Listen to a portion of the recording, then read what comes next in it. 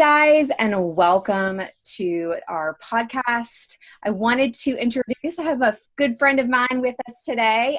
This is my friend and guest, Marcy.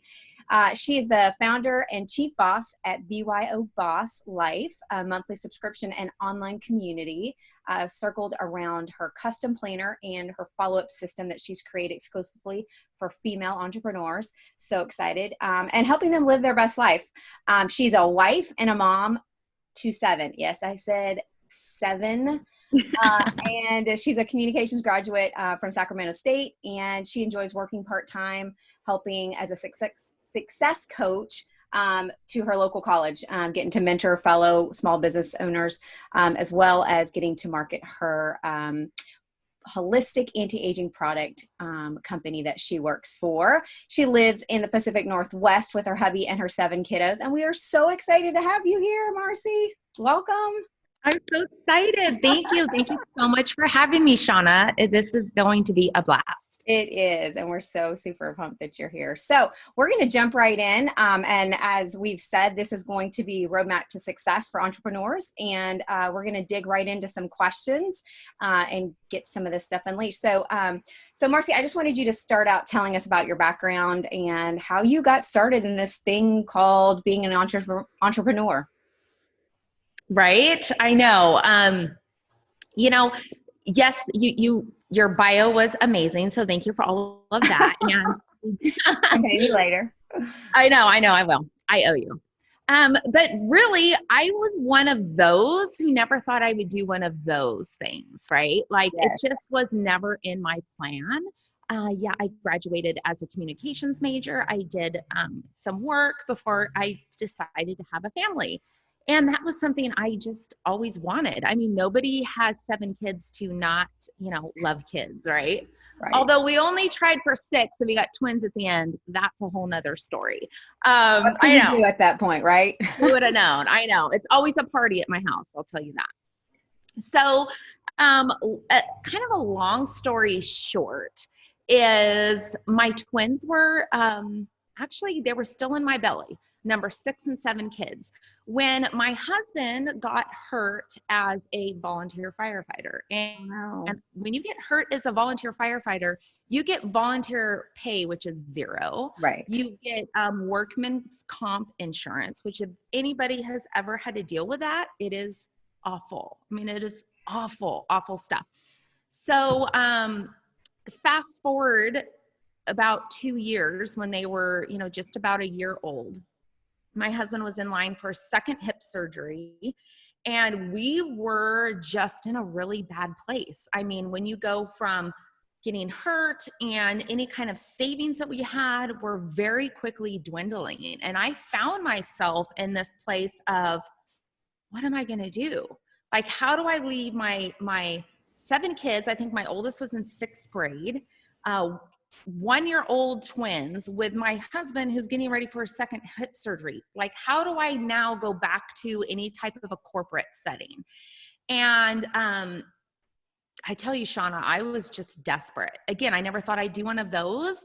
And I really just still didn't want to. But I found myself, honestly, one day just on my knees, in my floor, in my bedroom, just bawling and crying and yelling at God, going, why do you give me this many kids? And then I got to go get a job. Like, do I need to go, work a night shift somewhere so I can be home with them during the day? Like, how is this going to work? Please help me find another way.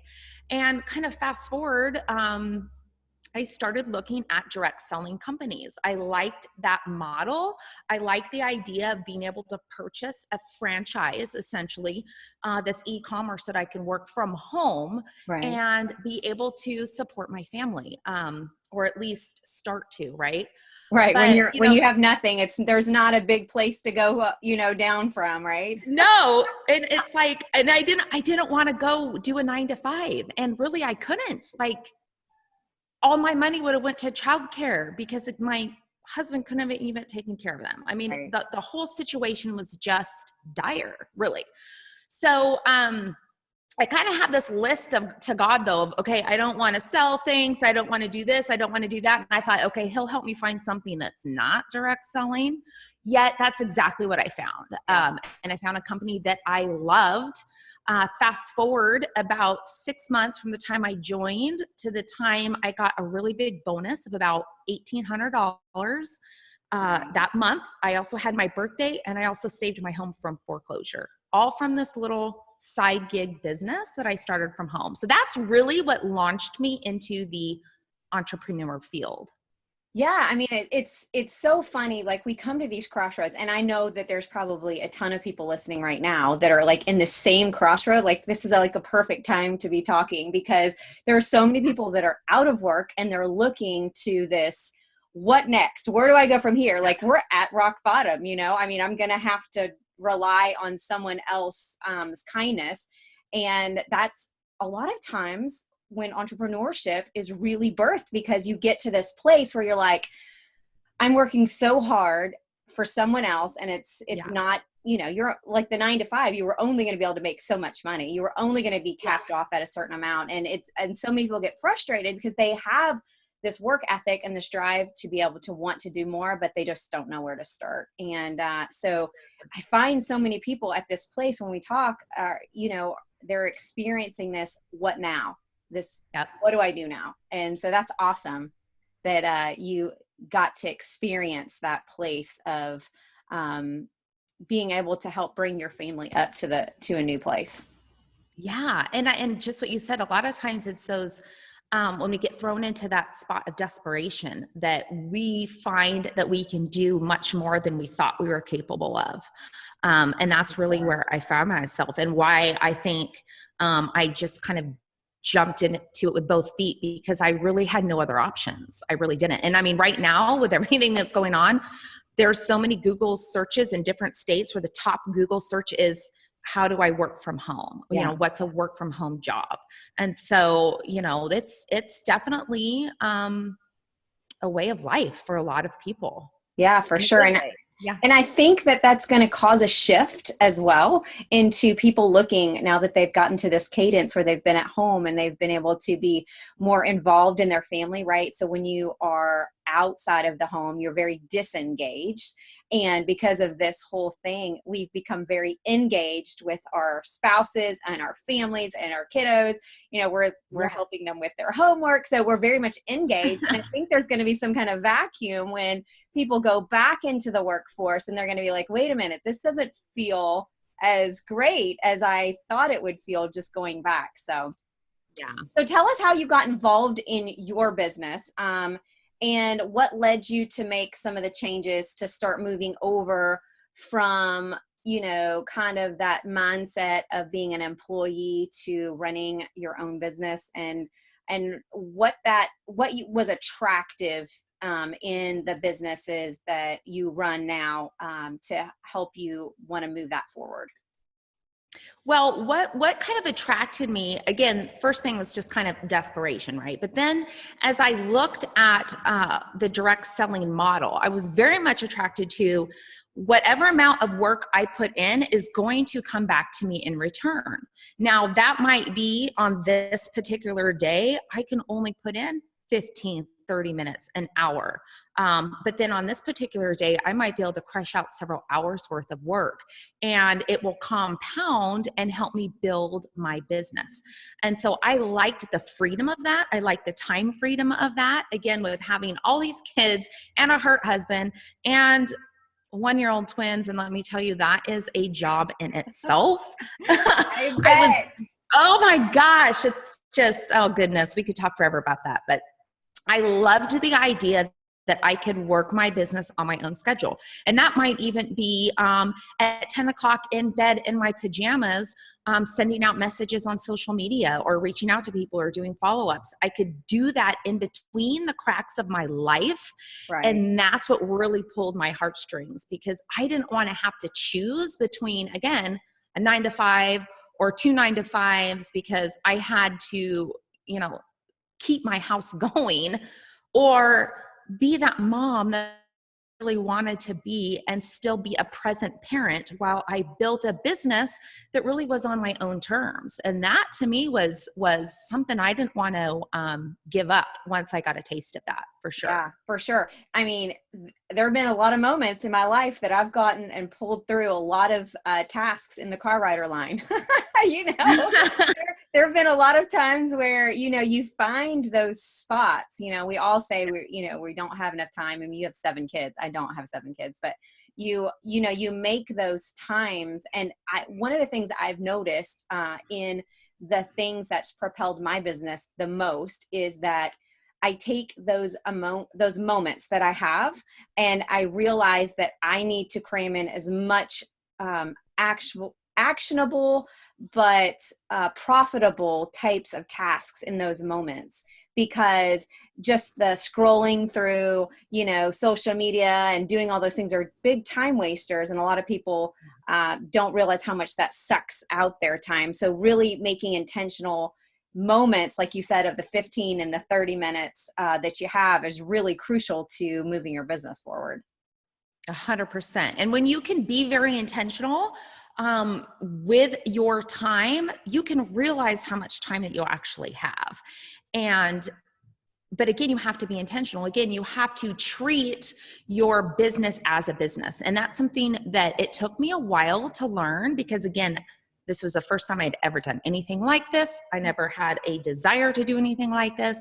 And so I really had to learn to take it from a hobby that will cost you money to a profession that will pay you professional income. I had to learn that pretty quick, again, because I didn't have a lot of time to just dabble around in it. But even as my life has become life, right? You have ups and downs, just like a heartbeat. There's been times I've had to put it to the side a little bit. And then there's been times I've been able to kind of work hardcore on it. But again, that's something that's so attractive to me about direct selling, for sure. Yeah. Yeah. So what's been your biggest breakthrough in getting your business moving forward? So of those 15, 30 minute, 45 minute time frames that you've had, what would you say has been the biggest breakthrough in getting to move that business forward, right? Instead of just, so there's a lot of people that have really great intentions. And one of my favorite comments you've heard me say many times is like, messy action is better than no action at all. Like making something happen so that you're moving in a direction. So what's been the biggest breakthrough in getting to move your business forward? Because the podcast is about roadmap to success. These entrepreneurs are trying to move from point A to point B. What was it for you? Well, this might not be, I don't want to say the best answer, because it really is the best answer for me, but it's different. It might be different than what you're thinking, because I've been doing this for about 5 years now. And in all honesty, the thing that brought me past a roadblock that was kind of keeping me at a certain level of income, a certain level of commitment, a certain level of desire, I started to do some self-reflection, and I realized that I was actually kind of self-sabotaging myself. I would reach a level of success, and then these things would creep into my mind. You're not worthy. You're not good enough. What are you doing? Why do you think you can, become this person that you're trying to be? And I really had to step back, Shauna, and look at myself and realize I had some things in my life that I had not dealt with. I had some past trauma. I like to say I had a past life. Although it was still here, I had a past life. And I had no intention of ever revisiting that, of ever digging deep into the depths of my soul and my heart and realizing I had some real trauma there that was stopping me. It was a roadblock. And when I finally opened myself up enough to realize, okay, Marcy, if you don't deal with this, you will constantly hit this wall. And I knew, for one, I didn't want to keep hitting that wall. I wanted to bust through that wall and keep going. So I really had to take some time and address some deep, dark pain. And so that's why I kind of preface this with, I don't know if this is the right answer, but I'm thinking there's probably some listeners who go, oh my gosh, that hit a pain point for me. And, we all have things happen. I'm not saying I'm any different, but the way I dealt with my trauma just hurt me in such a way that I just crushed it, forgot about it, tried to forget about it, right? Never really did. And it wasn't until I said, I'm going to deal with this and I'm going to grow through it and past it, that once I did that hard work, that's what launched my business and my career, and my entrepreneurial spirit just propelled it into a degree that I never would have been able to do if I hadn't looked back and went, okay, I'm going to deal with this. I'm going to deal with it. You know, it's so funny that you said that, because I was listening to someone talk yesterday who is a really big entrepreneur. If I said his name, you probably know him, but he was addressing the fact that we are, kind of see our own worst things, meaning that people don't necessarily see. They see what we want to put on the outside, but we're the only creatures that do like self-reflection and look at ourselves from the inside out instead of the outside in. And it's really interesting how that, if we're talking about roadblocks and a roadmap to success and all of these things, that a lot of times we just would rather go around the big pile of rocks that landslid into the road instead, because it's uncomfortable. We'd rather avoid it than to be like, okay, I can get a bicycle on this road right now, but I need to bring a semi.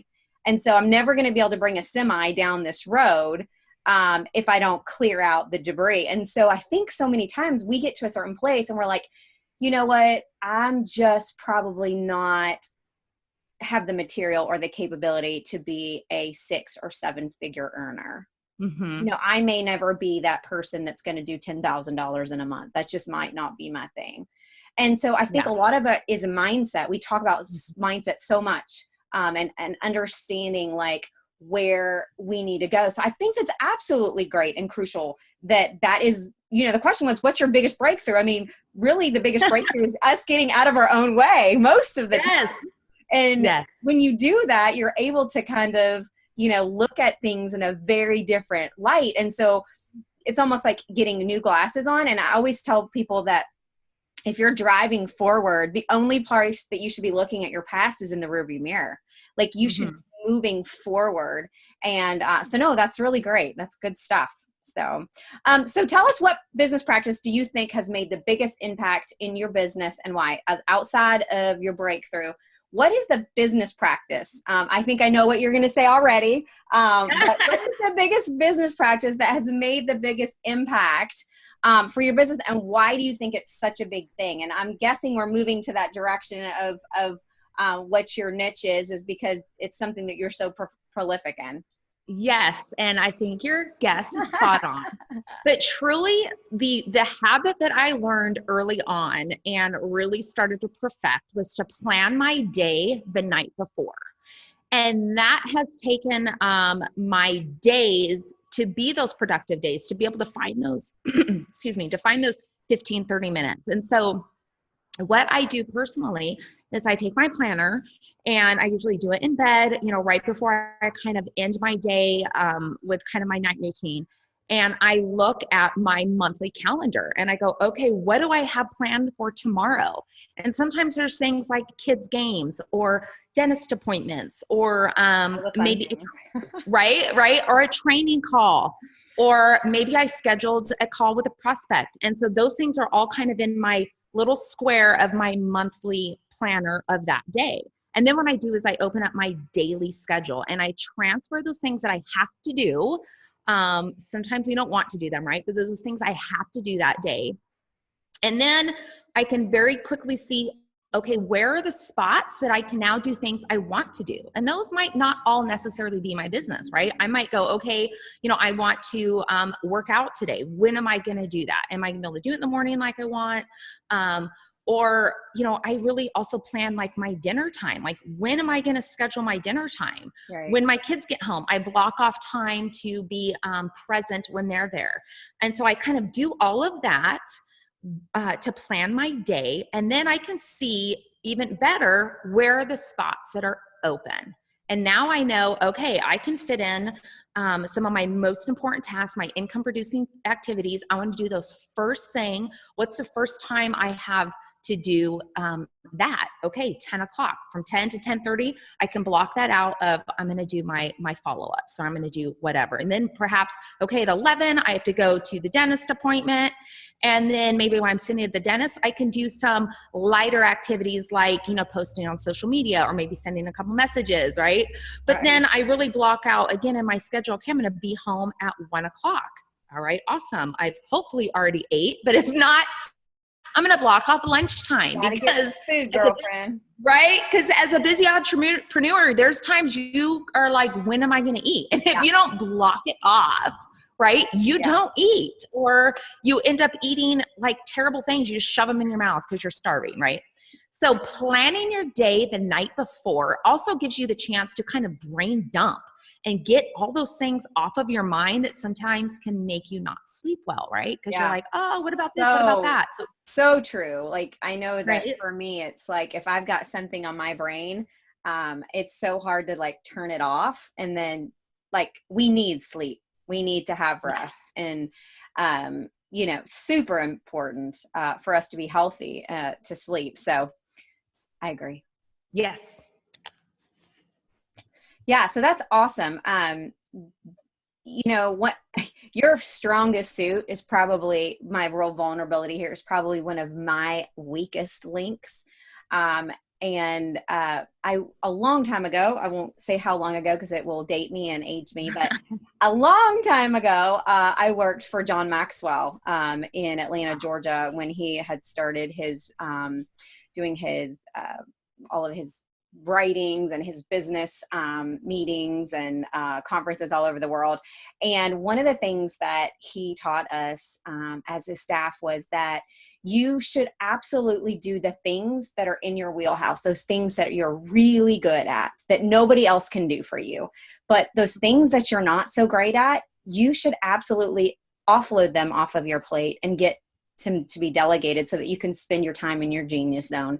So I do try to implement some new techniques monthly to help get my my weakest link stronger. But it's really important for all of us to have strengths and weaknesses to help balance us out, and that way we all get a chance to play at the table, right? Yes, 100%. So, well, we are so glad that you joined us for our podcast. We are thanking Marcy. All right. Throw a C in there. Close it. I was like totally brain slip. Marcy, for joining us today as our guest. We hope that you will tune in again soon. If you have not subscribed to the podcast, do so wherever you get your podcasts, as well as on our YouTube channel. We'll be talking to you soon. Bye, friends. Bye.